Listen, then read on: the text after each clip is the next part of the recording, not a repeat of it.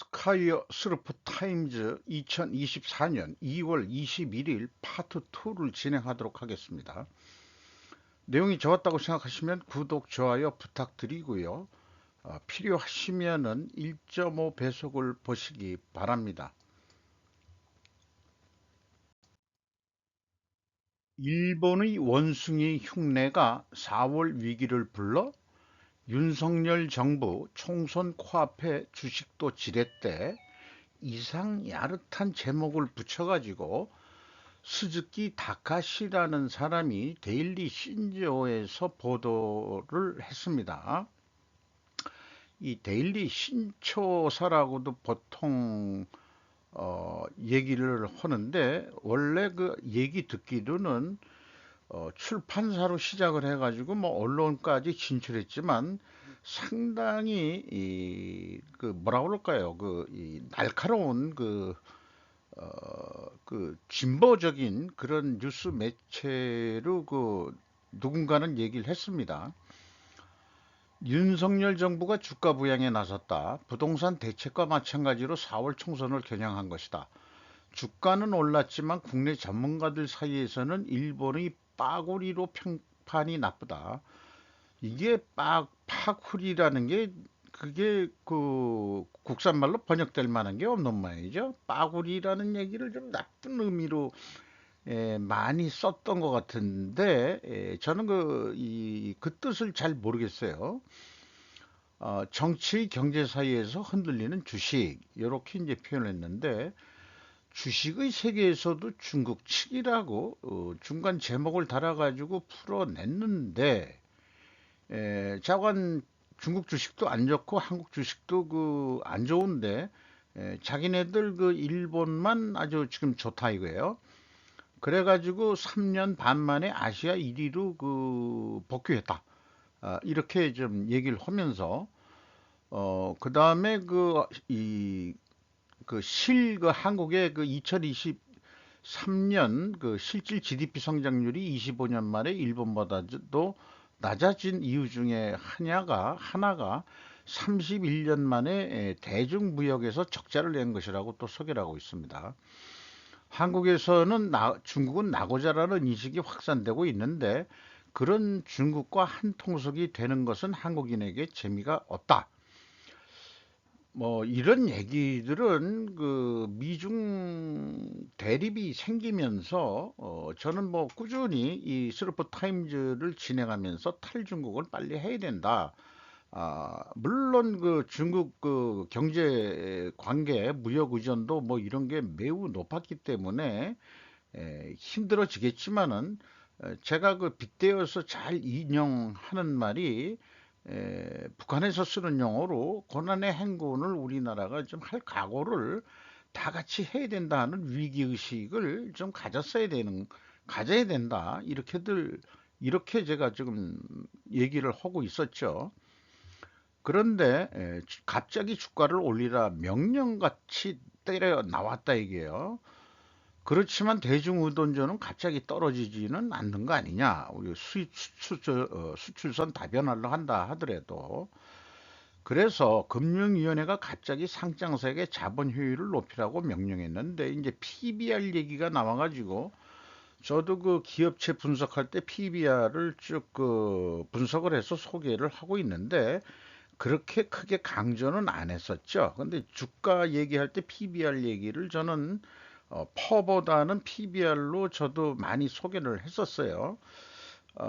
그러니까 장부 가격보다도 그 주가가 낮게 받는 거는 요거는 좀 이게 잘못된 거 아니냐 이런 식의 이제 견해가 있었는데 이 주식에 대해서 저도 뭐 큰 전문가는 아니니까 근데 어쨌든 이번에는 그 금융위원회가 일본의 수법을 훔쳤다라고 간주된다 이런 식으로 이제 비꼬듯이 얘기를 하고 있습니다. 그래서 그 금융위원회가 한 세 가지 내놓은 게 1번 PBR 등 투자 지표를 시가총액이나 업종별로 공개하겠다. 상장 회사에 대해 기업 가치 개선 계획을 공표하도록 권고하겠다. 가치 향상에 노력한 기업으로 구성하는 지수에 의한 상장 투자 신탁 ETF 도입하는 것이다. 그래서 1, 2는 도쿄증권 요걸 똑같이 베꼈다 이거죠. 너무나 아니한 빠구리라고 표현해. 파구리, 뭐 빠구리, 뭐 어떻게 발음해야 될지 모르겠습니다만은 그런 거를 했다는 얘기고, 아베노믹스로 빛나는 일본, 자기네들의 자화자찬보다는 아베노믹스가 뭐 별 볼 일 없었다는 견해도 많이 나오고 했는데, 이번에는 그 중앙일보 이 경제 에디터 김동호 칼럼이라는 데서 일본의 그 현재 상황을 잘 그 칭찬적으로 컬럼을 썼다 이런 얘기예요. 그래서 또 뭐 일본도 노력한 게 있겠지만은 제 개인적인 생각은 중국에서 빠져나온 돈이 한국에 오질 않고 지금 일본으로 다 갔기 때문에 일본의 주가가 오를 수밖에 없다. 저는 그렇게 보고 있습니다만은 그래서 이 기고자는 지금까지 한국에서는 일본을 칭찬하는 기사는 아주 드물었는데 이번에 그 칭찬하는 기사가 나왔다 이거죠. 그래서 아베노믹스를 포함해 일본은 하는 일마다 다 안 된다라는 기사가 이제 한국의 단골 기사였는데 이번 거는 안 그렇다 이런 얘기고, 그리고 주가를 낮추고 싶은 것은 오너뿐이다. 근데 왜 이렇게 됐느냐? 한국 상장회사의 대부분이 동족회사고 저비용으로 자녀에게 경영권을 물려주기 위해 오너에게는 주가를 낮게 억제하려는 동기가 작용해왔다. 정부가 공매도 한시금지, 금융투자소득세 폐지, 대지주 기업 주식 양도세 완화 등 주가 대책을 발표했지만 기업 지배구조의 획기적인 개선 없이는 그 뭐 이 어떤 방편이냐 그러면은 이제 효과가 빨리 끝나는 그런 방편의 임시 방편에 그칠 것이다. 이렇게 이제 얘기를 하고 있습니다. 또 일반 투자자는 쓰레기 취급을 받고 있다. 이 소액주주를 얘기하는 것 같아요. 그런데 이제 추가 주식을 발행할 때 왜 시가 발행 전에 주가를 낮추는 걸까요? 한국에서 인터뷰한 사람이 K씨라고 되어 있는데 오너의 지분율을 유지하기 위해서입니다. 주가가 높으면 오너는 그만큼 더 많은 돈을 지불하지 않으면 안 되니까요. 자기 지분율만큼. 한국에서 주주라고 하면 상장 기업이라도 오너를 가리키는 그런 고정관념이 있으니까 일반 투자자는 소액주주로 불리며 1인분의 주주로 간주되지도 않는다. 쓰레기 취급을 받고 있다. 이렇게 까고 있습니다.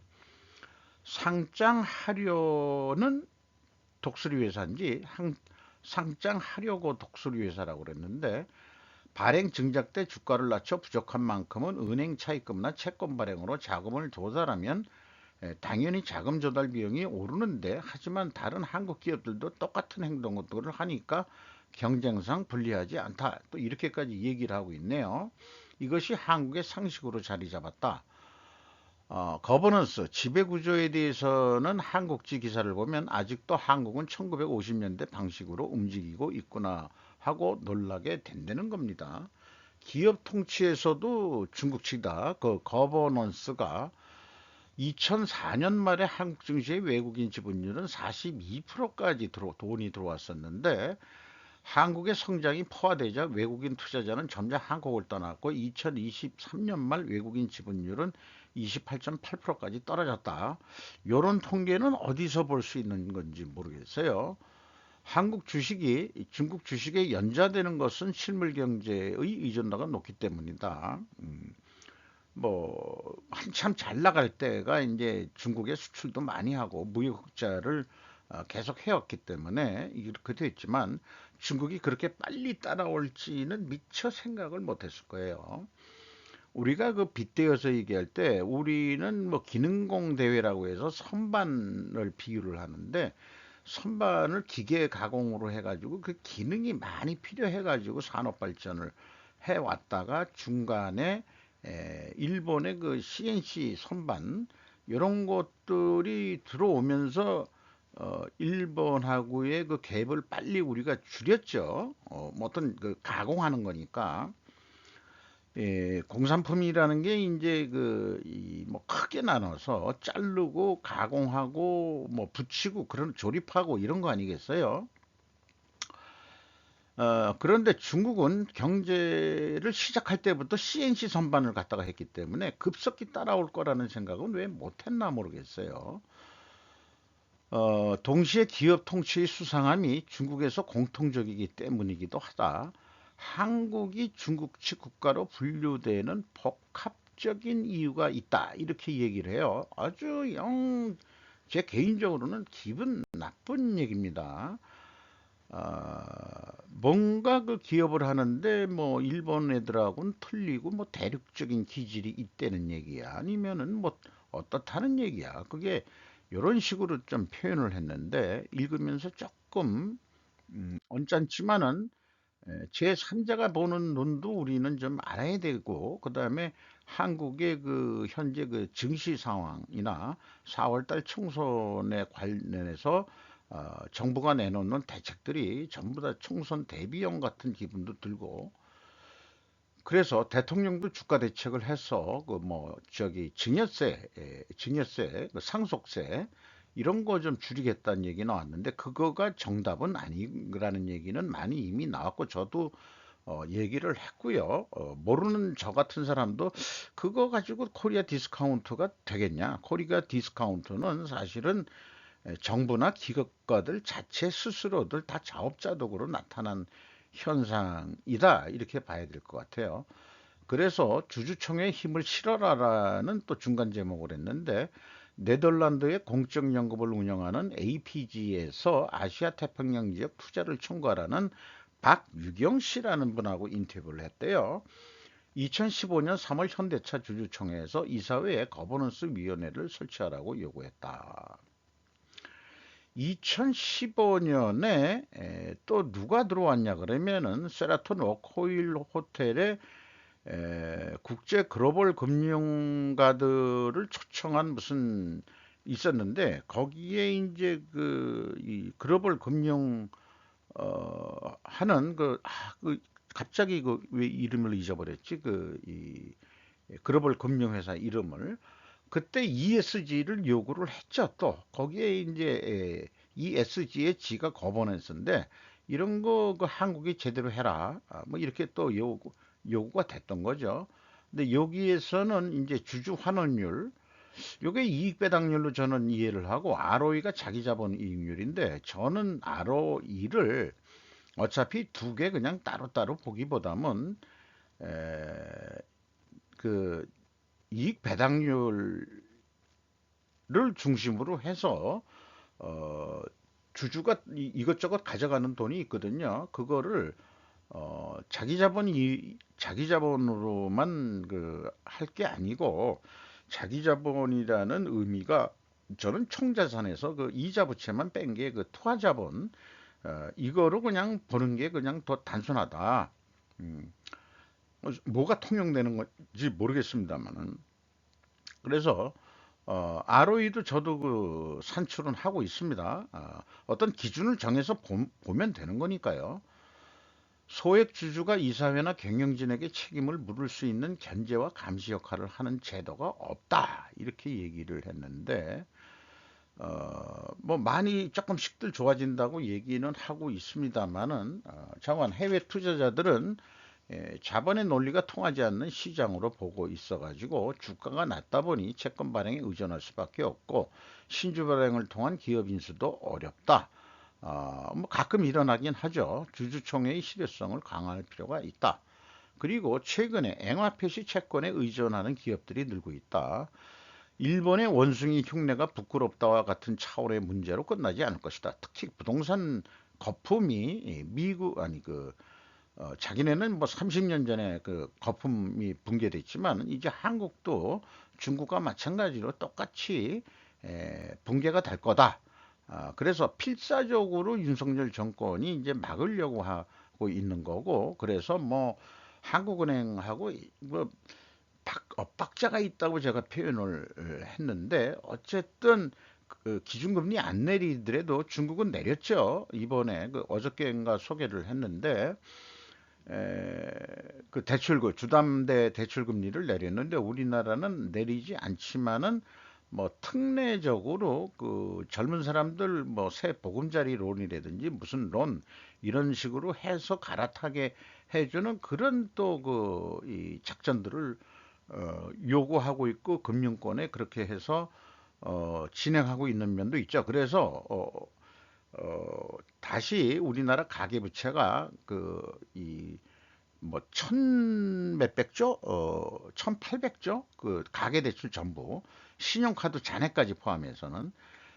금융대출로는 천조가 넘고 그 다음에 그 신용카드 대출 잔액이 한 800조 원이나 이렇게 그렇게나 많은지를 몰랐어요.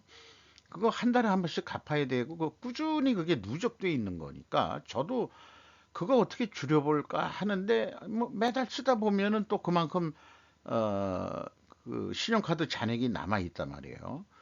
갚아야 될 돈이.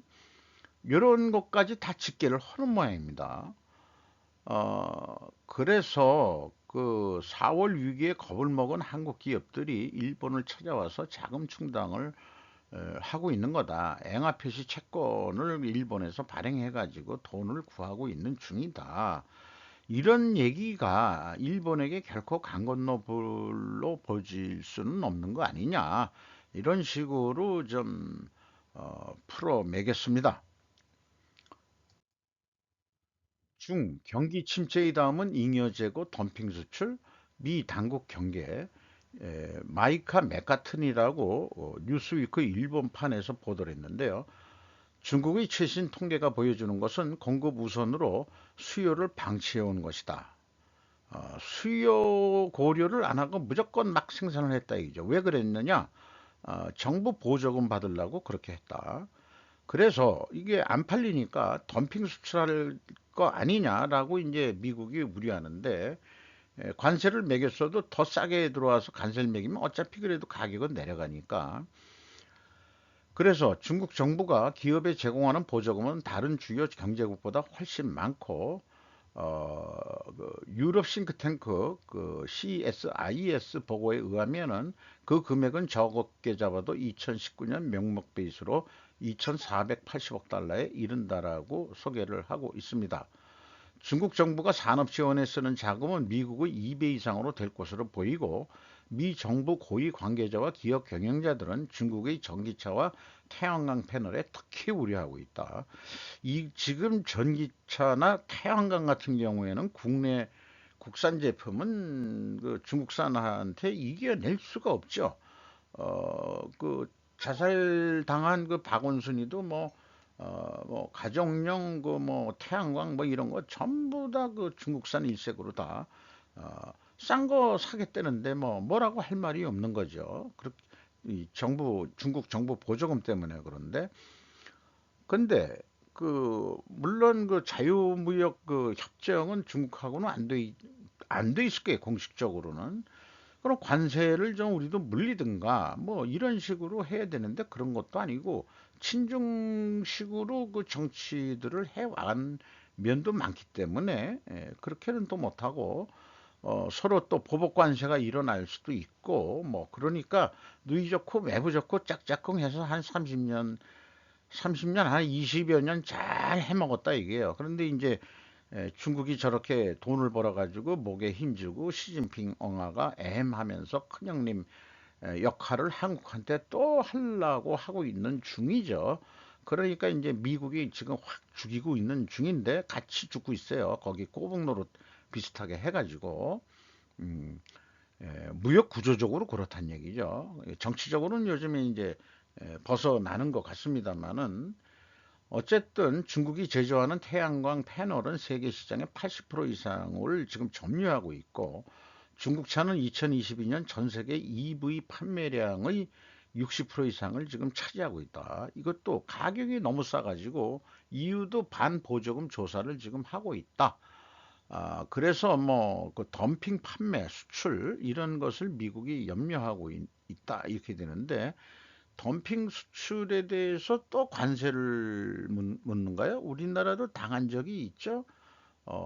철강 제품이나 뭐 이런데 미국 그 US 스틸 이런 데를 보호하려고 그런 게 뭐 몇 년 전인가 뭐 10여 년 전에서부터 나왔던 얘기인데 그때마다 어떻게 협상을 해가지고 뭐 유예 조치라든지 아니면은 조금 차등 조치라든지 뭐 이런 식으로 어떻게 했었는지 풀어왔었다고는 생각이 들죠.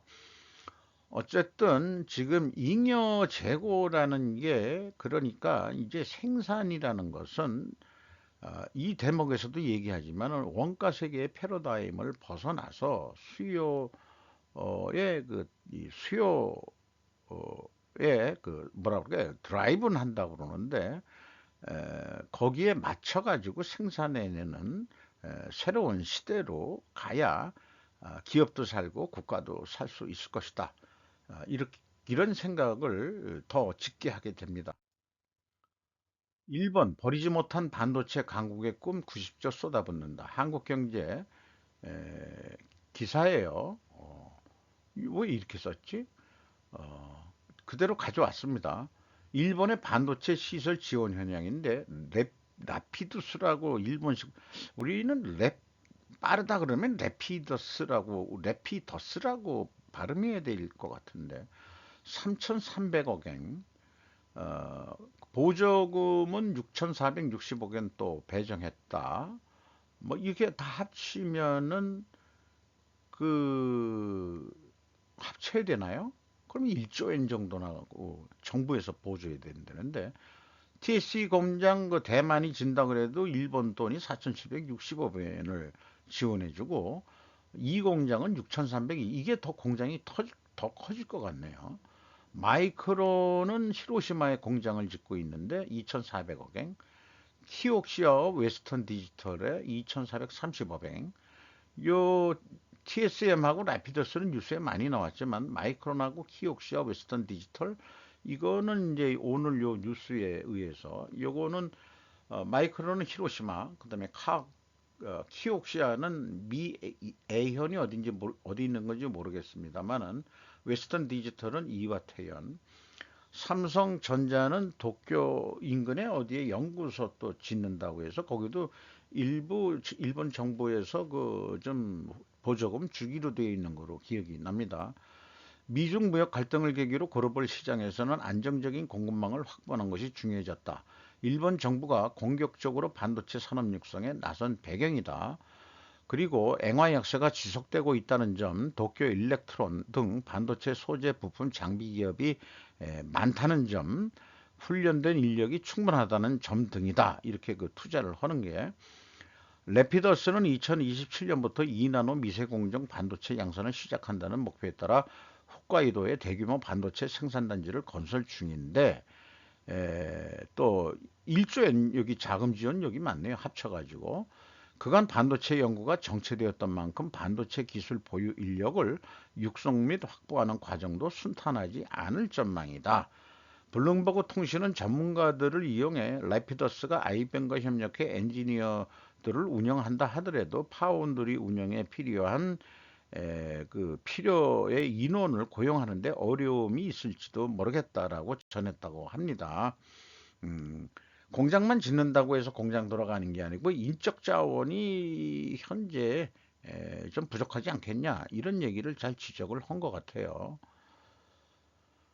어, 호주 중위협의 군함 들리며 한해 참여 요청, 한국만 요청한 건 아니고 호주가 해군력을 강화하기 위해서 세척을 우선 발주한다고 그러는데 한국 현대중공업을 초청했다는 얘기예요. 근데 이 초청한 나라는 경쟁시키는 거죠. 어, 그 캐나다와 필리핀도 그 해군력을 올리려고 하고 있고 그래서 그 호주 그 부총리 겸 국방장관이 10년간 111억 호주 달러를 추가 투자해서 신형 호위함 11척과 개발 단계에 있는 신형 유무인 겸용 수상함 이런 것을 확보할 거라고 했다. 음, 핵 추진 잠수함은 미국하고 이미 하고 있죠. 그래서 이런 것 중에서 그 우선 조달분 세 척은 한국, 독일, 일본, 스페인 조선업체에 조달할 계획으로 알려졌는데 자, 세척을 하는데 한 나라가만 먹어도 뭐 부족한 물량인데 이거를 다섯 군데나 불러가지고 경쟁을 시켜가지고 또 우리도 덤핑 수출하면 안 될 텐데. 호주 정부는 한국 업체 중에서 HD 현대중공업을 특수선 사업부에만 호위함 사업 관련 초청한 것으로 알려졌다. 이렇게 소개를 하고 있네요. 박성재 법무장관 전공이 집단행동 주도자 구속수사 원칙. 박성재, 박성재 이름이 어떻게 기자하고 똑같네. 어, 이거 생각 없이 봤는데 법무장관 이름하고 기자 이름하고 같네요. 뉴시스에서 보도를 했어요. 병원 떠난 전공이 하루 만에 25%에서 63% 껑충 사직서 써고 나갔다.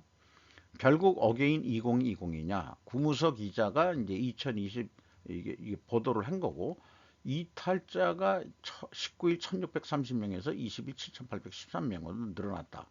특정 병원의 다른 병원도 이탈 가세 중에 있다. 정부 기본방침 확보 2020년과 차이가 있을 거다. 정부가 대응하는 게 그래서 100개 수련 병원에서 사직서를 제출한 전공의가 8,816명, 실제로 근무지를 이탈한 전공의는 7,813명이다. 단 정부는 2020년과 달리 이번에는 물러서지 않겠다는 입장을 견지하고 있다. 집단행동 주도자는 구속수사. 구속수사면 어떤 형사법에 뭐에 해당하는지 저는 잘 모르겠습니다만은 뭐 해당되는 법이 있겠죠. 의사는 결국 구제된다는 경험이 이 상황 불렀다. 노 교수 일침. 안대훈 기자, 김민주 기자가 중앙에서 보도를 했는데 정령인 68세네요. 68세가 노 교수인가? 의사도 65세 정년퇴직인가요?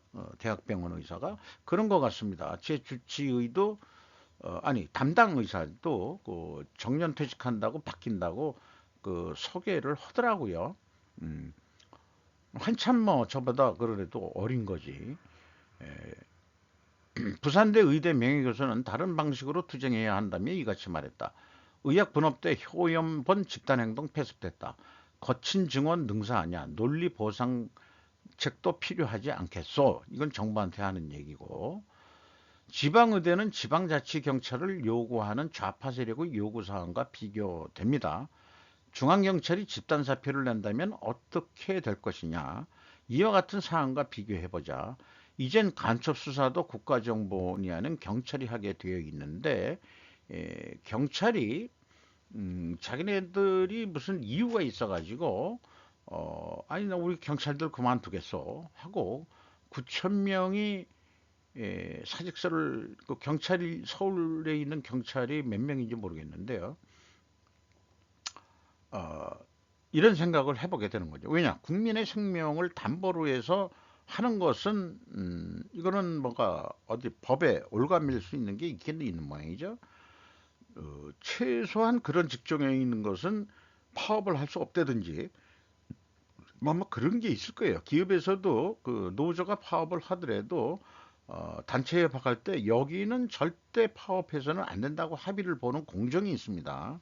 만약 그것까지 쓰면은 다 같이 공멸하는 거니까 회사도 망하고 노조도 망하고 회사 망하면 노조도 망하는 거죠. 그러니까 어쨌든 협상이라는 것은 다 같이 살자고 해야 되는 거지.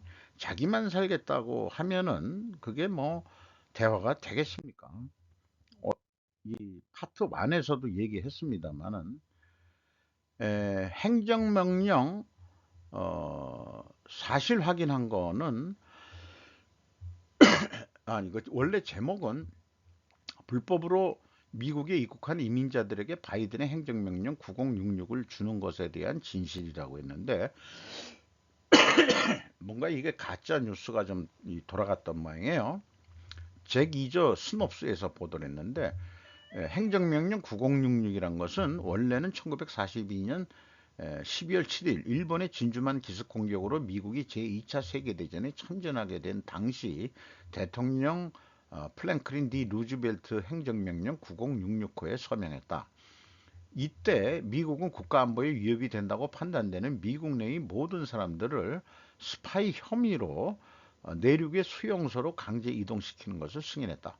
1942년에 걸쳐 12만 명이 넘는 일본계 미국인들이 시민의 자유를 박탈당했고, 그들 중 많은 미국 시민들이 미국 서부의 외딴 지역에 있는 수용소로 강제 퇴거되었다. 이런 것들이 지금 돌아가는 거하고 유사하게 비유가 된다는 얘기죠.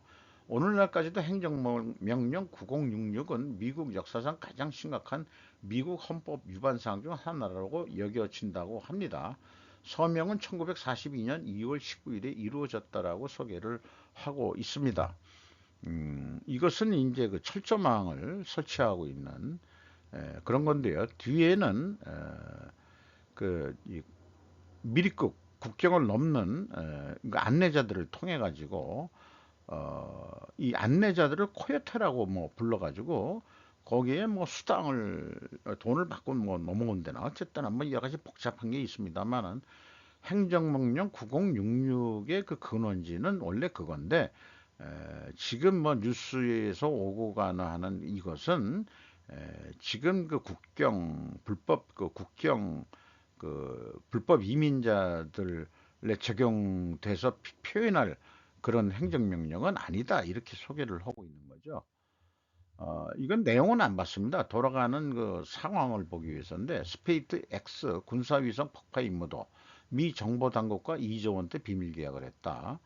러시아가 우크라이나에서 승리를 주장한다면 푸틴은 제3차 세계대전의 불씨가 될 것이다. 그 다음에 전쟁 전문가들은 러시아가 전선 싸움에서 승리를 거두기 전에 하늘을 장악한 것으로 보이며 계속되면 우크라이나의 참사가 될 수 있다고 말합니다. 소련의 아니 러시아의 전투기가 그 이제 뭐 더 들어오는 모양이에요. 뭐 그동안에 그럼 전투기를 왜 안 썼지? 근데 지대공 미사일로 많이 격추를 한 건지 어떤 건지 우크라이나가 잘은 모르겠습니다만은 지금 뭐 우크라이나가 좀 밀리는 것 같은 뉴스들이 막 나오고 있어요. 러시아가 우크라이나를 상대로 발사한 북한 미사일에는 미국과 유럽산 성분이 들어있다. 어디 전 세계 유통망을 통해서 어떻게 해서 뭐 그 들어가는 거 다 지금 제재했다고 그러지만 그래도 어떻게 들어가 가지고 미사일을 만들어서 그걸 러시아한테 주는 모양이죠. 음, 그래서 그걸 뭐 파편이나 뭐 이런 거 수거해서 이런 걸 보면은 어, 어, 그게 그 정도 기술이면은 누군가는 그 기술 공유를 했는데 유럽이나 미국에 들어가 있다 이런 얘기 아니에요. 이건 뭐 속된 말로 웃기는 짬밥 같은 얘기네. 북한 제재를 안 하는 모양이에요, 미국이. 수개월간의 교착 상태 끝에 우크라이나 전쟁이 푸틴에게 유리하게 돌아섰다. 이런 식으로 얘기해가지고 원래 크림반도는 원래 막았던 데인데 여기 그 동쪽을 쫙 공격을 해가지고 좀 했죠. 사실 키이우도 국경하고 가까운데 크림반도 쪽에서 이 흑해 나가는 쪽 이런 쪽으로 경제적으로 아주 더 중요한 요충지니까 키이우 그 수도는 우크라이나 수도는 공격을 잘 안 하죠. 처음에 조금 손을 댔다가 사실은 그 주 목적이 이 크림반도 이상 거기에 그 우측에 있는 이런데 지금 표시한 데를 지금 땅 따먹은 거 아니에요? 여기서 이제 옥신각신 지금 싸우고 있는 중인데 미국이 지원을 안 하면 어떻게 되겠는지 우크라이나에 대한 미국의 지원 중단은 GOP 공화당이죠. 요게 뭐 약자인지 잊어버렸네. 그러니까 러시아에 맞서지 않는 방향으로 전환했음을 강조합니다. 이렇게까지 지금 뉴스가 나오고 있어요. 하원 통과가 안 될 것 같네요. 그러면 우크라이나 지원 법안하고 국경법 이렇게 묶어서 패키지 법안을 냈는데 상원은 통과가 됐는데 하원이 지금 2주간 그 휴가를 그냥 떠나버렸어요. 그거 처리 안 하려고. 그러니까는 그 존슨 의장인가요? 하원 의장, 공화당이 뭐 한 석인가 두 석인가 더 많아가지고 의장을 뽑았는데 바이든이 만날 용의가 있다. 뭐 이렇게도 얘기가 나오고 있다 그러네요. 왜 일본의 전후만 언제까지나 계속되는 걸까? 미국 방침 따를 수밖에 없는 말기적 상황.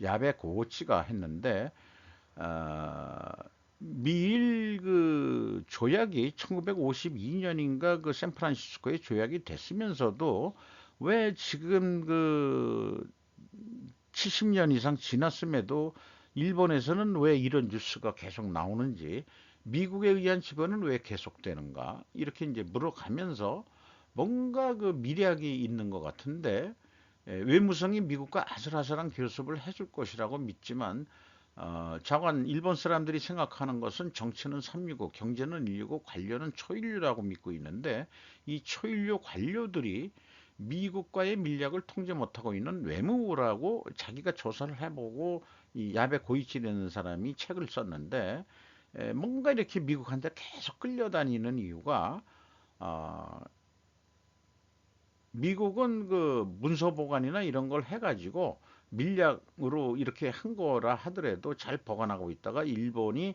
다른 행동을 하면, 야 너희들 그렇게 하지 않기로 했잖아라고 제재가 들어오는데, 외무성 애들은 뭐 그런 그 보관, 그다음에 뭐 이런 책임이 없는 모양이죠. 이런 식으로 해왔다 이게요.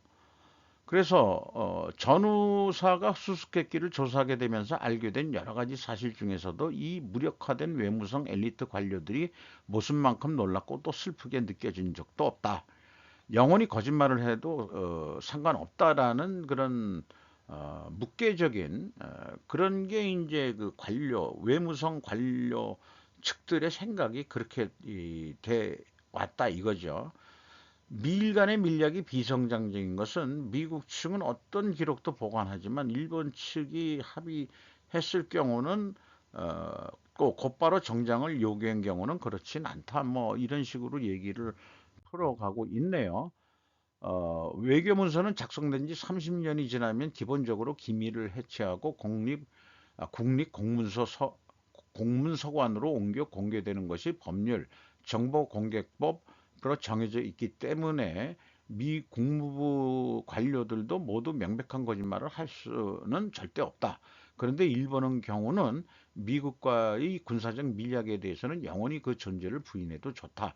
국회에서 아무리 거짓말을 해도 전혀 상관없다라는 원칙이 상당히 이른 시점, 1960년대 말에 확립되어 버린 것 같다. 그래서 질질 끌려다닌다.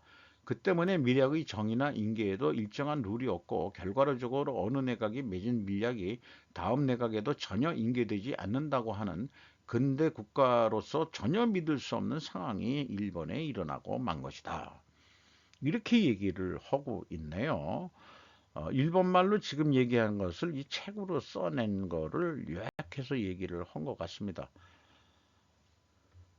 세 군데 회사 2023년도 그 영업 잠정 실적 그 공시한 내용, 하나 오션, KG 모빌리티, 그 다음에 롯데 에너지 머티리얼즈, 이상 마치도록 하겠습니다.